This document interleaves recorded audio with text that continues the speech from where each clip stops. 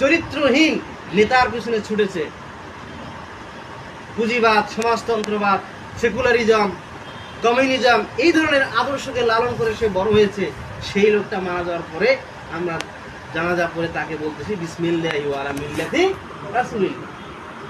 আল্লাহ তাআলা বললেন যে আল্লাহর বিধান ছাড়া, আল্লাহর আইন ছাড়া, আল্লাহর কোরআনের হুকুম ছাড়া যারা অন্য কিছু তালাশ করবে বা অন্য কোনো মতবাদে যারা আদর্শে আদর্শিত হবে, তারা হচ্ছে তাগুত।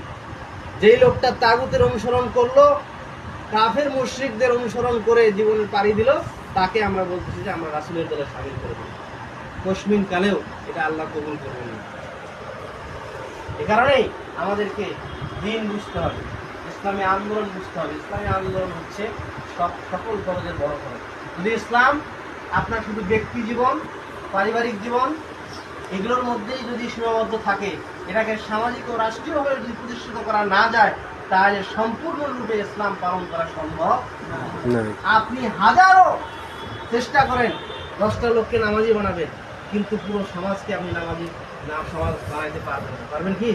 যদি রাষ্ট্রীয়ভাবে ইসলাম প্রতিষ্ঠিত হয় আর ইসলামী সরকার যদি ঘোষণা দেয় কোরআনের বিধান হচ্ছে নামাজ ফরজ, এই দেশের আইনই হচ্ছে নামাজ ফরজ, সকলেই পড়তে বাধ্য হবে, ঠিক কিনা বলে? কাজেই ইসলামের সম্পূর্ণ বিধান এই সমাজে বাস্তবায়ন করতে হলে রাষ্ট্রীয়ভাবে কোরআন প্রতিষ্ঠিত ছাড়া, ইসলাম প্রতিষ্ঠিত ছাড়া এটা মানা সম্ভব না। কাজে আসুন, আমি আর কথা না বাড়াই, আমাদের মধ্যে এমন একটা দল থাকতেই হবে যারা মানুষকে কল্যাণের দিকে ডাকবে, সৎ কাজের আদেশ দিবে, অসৎ কাজে বাধা দিবে। এই ধরনের লোক আমরা তৈরি হই। আল্লাহ তাআলা আমাদের সবাইকে সেই ধরনের লোক তৈরি হওয়া তৌফিক দান করুক, সেই যোগ্যতা দান করুক, কোরআন বোঝার তৌফিক দান করুক। এই আশা আকাঙ্ক্ষা রেখে সকলের সুস্বাস্থ্য ও দীর্ঘায়ু কামনা করে আমি আমার সংক্ষিপ্ত আলোচনা এখানে শেষ করছি। আসসালামু আলাইকুম ওয়া রাহমাতুল্লাহি ওয়া বারাকাতুহু।